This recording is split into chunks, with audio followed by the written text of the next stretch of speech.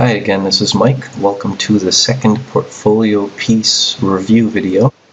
This is another artwork by Pride St. Clair, and I think this is a great piece to review. This should be really useful for people because this image has a lot of great things going for it and a few very key things, a few key tweaks that can make this image drastically more impressive and professional. What this image really has going for it is it's a complete image. It's got an environment. It sets a very definite mood. It tells a bit of a story. It establishes the emotions and mindset of the characters that you see. And it basically fills a complete image very well. Nice use of color, nice use of form, and anyway, it's just quite a nice piece that could represent apart from a storyboard or cinematic scene for a game. So those are the good things it's got going for it. I really love the cool contrast between this very angry character who seems to be threatening this character that seems extremely calm and is not taking the situation, by the looks of it, far too seriously. So how can this image be improved? Well, the faces tell the story very well, and the general situation of what they're doing with their bodies tell the situation fairly well.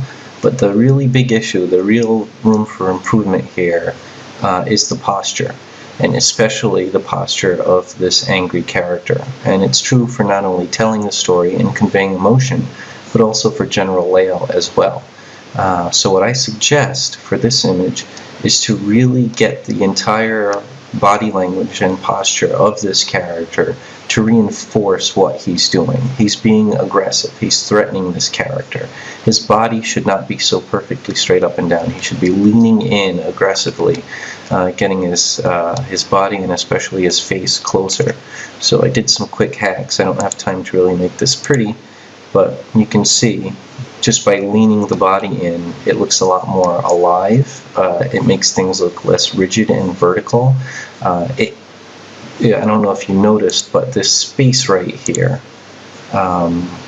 seems kind of wasted and off balance with the other side of the image because it's so vertical, and it's really not, there's something there taking up the space, but it almost seems obligatory for the sake of taking space. Whereas once you get the angles to look more interesting, the space opens up more at the top and just feels a lot more like negative space that's naturally happening and creating lines that are reinforcing the direction of the movement. So it just looks a lot more dramatic and natural. It's conveying a lot more nice body language now.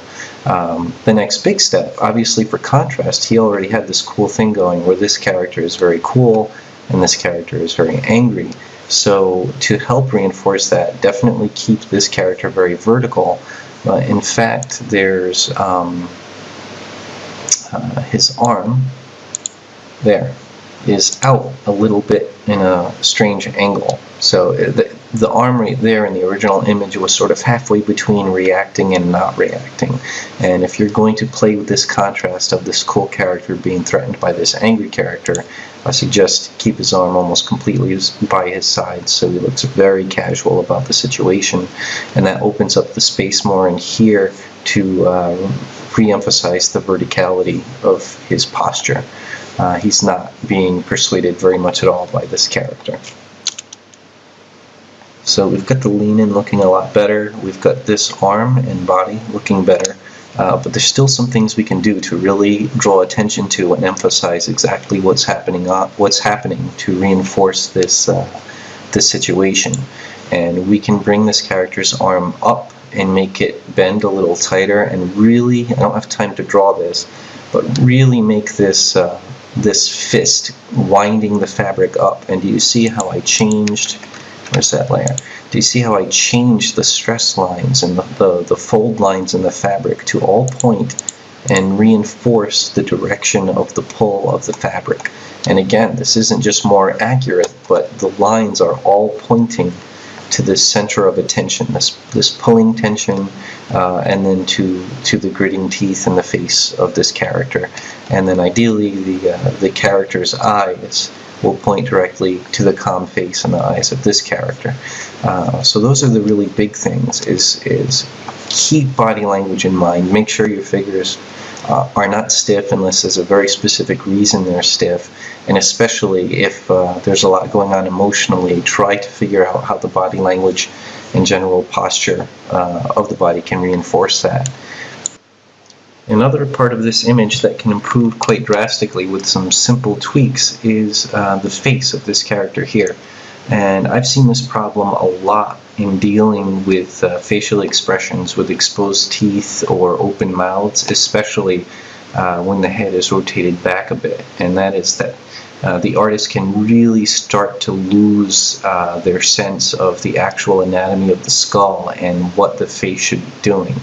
And in this case, what I'm talking about is this tendency or habit that artists have to keep everything sort of the same length as though they were drawing a calm face, and they end up with a very long face that starts to get to look like a horse face. So in this case, what I would recommend is keep in mind when someone is exposing their teeth, it's the top lip that moves out of the way to quite a bit. So this mouth should be quite a bit higher up, which is going to make a lot of room to bring the lip up here and not have to bring the chin so low. And that's going to allow us to also bring back some kind of jawline, because it just became, let me turn off this layer so you can see, it just became this sort of long, subtly curved line from the back of the ear to the chin. There's no real jawline anymore. So by paying attention to the fact that exposing the teeth requires the top lip moving up as well, and when someone is especially growling or screaming or something, their nose might crinkle up a bit too, so seem slightly shorter. So these are the ways to keep in mind the actual skeletal structure. You have the actual skull here, the top of it, the top teeth here, and then the jaw. So keep that in mind. Don't let yourself get carried away with stretching the face out just to make room for teeth and then chin and jaw. Make sure everything fits the way it's supposed to.